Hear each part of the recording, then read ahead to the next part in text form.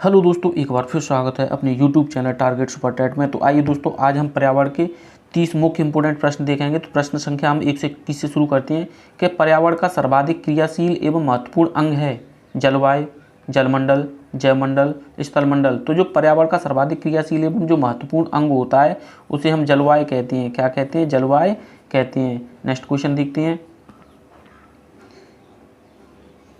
Question number 122 में है कि भारत में मौसम की भविष्यवाणी किसके द्वारा की जाती है। यानी जो भारत में मौसम की जो भविष्यवाणी की जाती है वह किसके द्वारा की जाती है? केंद्रीय कृषि मंत्रालय के द्वारा, योजना आयोग के द्वारा, अंतरिक्ष विज्ञान विभाग के द्वारा या सूचना एवं प्रसारण मंत्रालय के द्वारा। तो जो मौसम विभाग की जो भविष्यवाणी की जाती है वह अंतरिक्ष विज्ञान विभाग के द्वारा की जाती है। किसके द्वारा की जाती है? अंतरिक्ष विभाग के द्वारा की जाती है। ऑप्शन नंबर इसका तीसरा एकदम सही आंसर है। नेक्स्ट क्वेश्चन देखते हैं।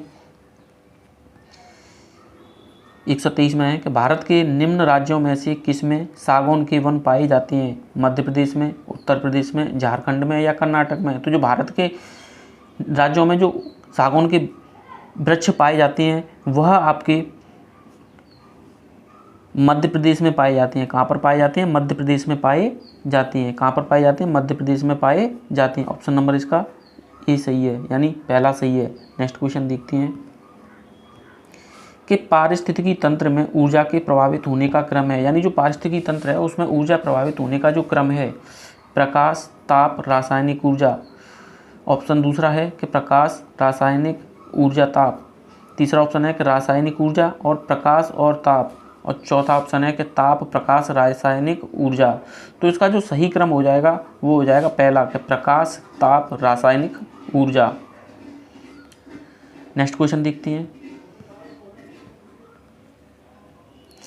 निम्न में से किसने सबसे अधिक नदी पथ परिवर्तन किया है? यानी निम्न नदियों में से किसने सबसे अधिक नदी पथ परिवर्तन किया है? गंडक नदी ने, सोन नदी ने, गंगा नदी ने या कोसी नदी ने?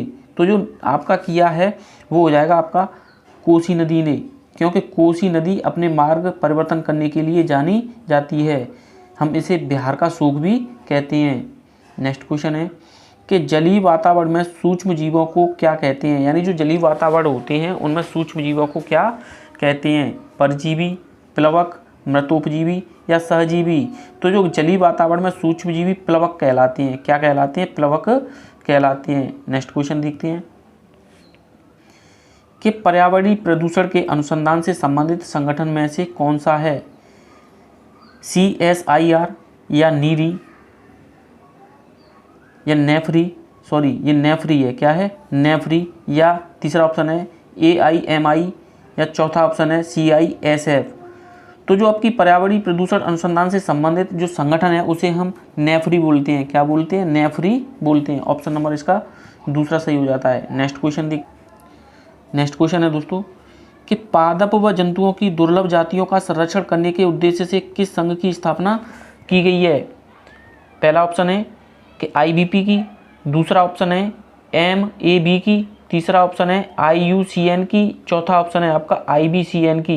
तो जो पादप जंतुओं की दुर्लभ जातियों का जो संरक्षण करने के उद्देश्य से जो संघ की स्थापना की गई है वो IUCN है। क्या है? IUCN है। नेक्स्ट क्वेश्चन देखते हैं कि निम्न में से कौन उष्णकटिबंधीय घास जीवों का उदाहरण है? स्टेपीज जीवोम, टैगा वन जीवोम, प्रेयरी जीवोम या सवाना वन जीवोम? तो हम कह सकते हैं कि कटिबंधी जो उष्ण कटिबंधी घास का जीवोम है ना वह आपका सवाना वन जीवोम है। क्या है? सवाना वन जीवोम है। नेक्स्ट क्वेश्चन देखते हैं कि पंचायती राज तंत्र का मध्यमवर्ती चरण क्या कहलाता है? यानी जो पंचायती राज व्यवस्था है उसका मध्यम चरण क्या कहलाता है? जिला पंचायत परिषद, तालुका पंचायत, पंचायत समिति या ग्राम सभा? तो जो पंचायती राज का मध्यमवर्ती चरण है उसे हम पंचायत समिति कहते हैं। क्या कहते हैं? पंचायत समिति कहते हैं। इसका ऑप्शन नंबर तीसरा बिल्कुल सही है। नेक्स्ट क्वेश्चन है कि सर्वाधिक स्थायी पारिस्थितिकी तंत्र है, यानी सर्वाधिक स्थायी पारिस्थितिकी जो तंत्र है वो क्या है? वन है, पर्वत है, महासागर है या रेगिस्तान है? तो जो सर्वाधिक पारिस्थितिकी तंत्र है वो महासागर है। क्या है? महासागर है। नेक्स्ट क्वेश्चन देखते हैं कि वायु प्रदूषण के विश्वसनीय संकेत हैं हरी शैवाल तथा जलीय लिवर यानी लिवरवर्ट। दूसरा ऑप्शन है कि फर्न तथा साइकस। तीसरा ऑप्शन है कि लाइकिन तथा मॉस। चौथा ऑप्शन है नीम तथा आम। तो वायु प्रदूषण के विश्वसनीय जो संकेतक हैं वह आपके लाइकिन तथा मॉस हैं। क्या है? लाइकिन तथा मॉस हैं। नेक्स्ट क्वेश्चन है कि समुद्री शैवालों में पाए जाने वाले तत्व हैं, यानी जो समुद्री शैवालों में तत्व पाए जाते हैं वो कौन कौन से हैं? लोहा है, आयोडीन है, कैल्शियम है या सोडियम है। तो जो समुद्री शैवालों में जो पाए जाते हैं तो वो आपके आयोडीन पाया जाता है। क्या पाया जाता है? आयोडीन पाया जाता है। नेक्स्ट क्वेश्चन है कि काजीरंगा वन्य जीव अभ्यारण्य किस नदी के किनारे स्थित है? गंगा, ब्रह्मपुत्र, यमुना, दामोदर। तो जो काजीरंगा वन्य जीव अभ्यारण्य है वह आपका ब्रह्मपुत्र नदी के किनारे पर स्थित है। कहाँ पर है? ब्रह्मपुत्र नदी के किनारे पर स्थित है। नेक्स्ट क्वेश्चन है कि निम्न में से किस राज्य की सीमा समुद्र तट से सबसे समीप है? उत्तर प्रदेश की, छत्तीसगढ़ की, राजस्थान की या झारखंड की। तो जो राज्य की सीमा है, यानी निम्न में से किस राज्य की सीमा समुद्र तट से सबसे समीप है, तो वो आपका क्या हो जाएगा? तो ये आपका झारखंड हो जाएगा। क्या हो जाएगा?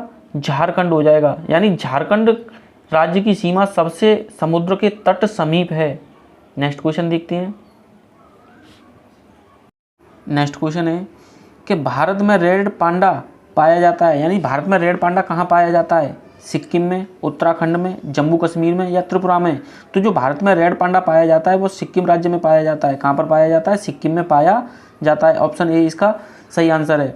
क्वेश्चन नंबर 137 में है कि भारत में राज्य विधान परिषद के सदस्यों का कितना हिस्सा स्थानीय निकायों के द्वारा चुना जाता है?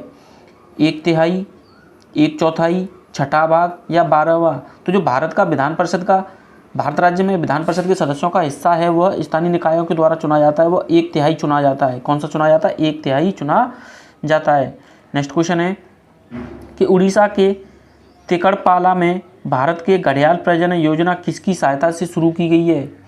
UNFPA के द्वारा या UNESCO के द्वारा, UNDP के द्वारा या WHO के द्वारा। तो जो भारत के तिकड़पाला में जो भारत ने घड़ियाल प्रजनन योजना जो स्थापित की है वो आपकी UNDP के द्वारा की है। किसके द्वारा की है? UNDP के द्वारा की है। इसका सही आंसर हो जाएगा तीसरा। नेक्स्ट क्वेश्चन है कि ककड़ी का खाने योग्य भाग होता है, यानी जो ककड़ी होती है उसे हम खाते हैं, उसका कौन सा भाग खाने योग्य होता है? बीज होता है, फलबित्ती होती है, मीको यानी मीजो का कार्प होता है या संपूर्ण फल होता है? तो जो ककड़ी का खाने योग्य जो भाग होता है वह संपूर्ण फल होता है। क्या होता है? संपूर्ण फल होता है। नेक्स्ट क्वेश्चन है कि केंद्रीय वन अनुसंधान संस्थान स्थित है, यानी जो केंद्रीय वन अनुसंधान संस्थान है वह कहाँ पर स्थित है? पुणे में, देहरादून में, नई दिल्ली में या हैदराबाद में। तो जो केंद्रीय वन अनुसंधान है वह देहरादून में है। कहाँ पर है? केंद्रीय वन अनुसंधान देहरादून में स्थित है। नेक्स्ट क्वेश्चन देखते हैं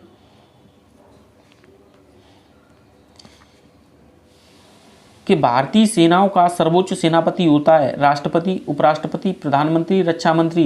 तो जो भारतीय सेनाओं का सर्वोच्च सेनापति होता है उसे हम राष्ट्रपति कहते हैं। क्या कहते हैं? राष्ट्रपति कहते हैं। नेक्स्ट क्वेश्चन है कि संक्रामक रोग वे होते हैं जो एक से दूसरे व्यक्ति को जल, वायु, भोजन आदि से लगते हैं या फिर एक से दूसरे व्यक्ति को स्पर्श मात्र से लग जाते हैं। सी ऑप्शन कह रहा है कि एक से दूसरे व्यक्ति को रक्त चढ़ाने से लगते हैं। डी ऑप्शन है कि विषाणुओं द्वारा लगते हैं। तो जो संक्रामक रोग वे होते हैं जो एक व्यक्ति को विषाणुओं के द्वारा लगते हैं, एक व्यक्ति को विषाणुओं के द्वारा लगते हैं, उन्हें हम संक्रामक रोग कहते हैं। नेक्स्ट क्वेश्चन है कि पृथ्वी के वायुमंडल में ओजोन की उपस्थिति है, यानी जो पृथ्वी है उसके वायुमंडल में ओजोन की स्थिति है। गत वर्षों में पृथ्वी का औसत तापमान बढ़ने के कारण बढ़ी है। लाभदायी है क्योंकि जेट विमानों से यात्रियों को O3 की आवश्यकता होती है। सी ऑप्शन है इसका कि प्रकाश संश्लेषण की दर को कम करती है। और चौथा ऑप्शन है कि पृथ्वी पर UV किरणों के प्रभाव को कम करती है। तो जो पृथ्वी के वायुमंडल में ओजोन की उपस्थिति होती है ना, वह पृथ्वी पर UV किरणों के प्रभाव को कम करती है। ऑप्शन इसका चौथा सही हो जाएगा। नेक्स्ट क्वेश्चन देखते हैं। चौथा ऑप्शन है कि पके हुए चावल रेफ्रिजरेटर में अपेक्षाकृत लंबे समय तक परिरक्षित किए जा सकते हैं क्योंकि रेफ्रिजरेटर में कुछ ऐसे रसायन होते हैं जो रोगाणुओं को नष्ट कर देते हैं। दूसरा ऑप्शन है कम तापमान पर रोगाणु निष्क्रिय हो जाते हैं। तीसरा ऑप्शन है कि रोगाणु कम तापमान पर नष्ट हो जाते हैं।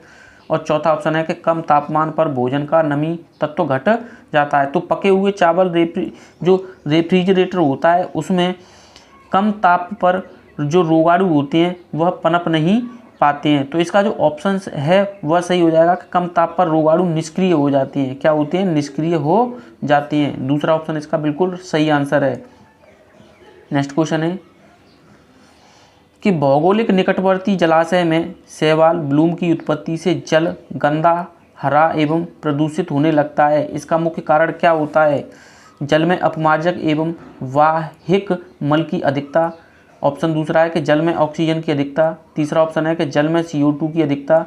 चौथा ऑप्शन है कि जल में मछलियों की अधिकता। तो इसका जो कारण होता है वो होता है जल में ऑक्सीजन की अधिकता के कारण। किसके कारण?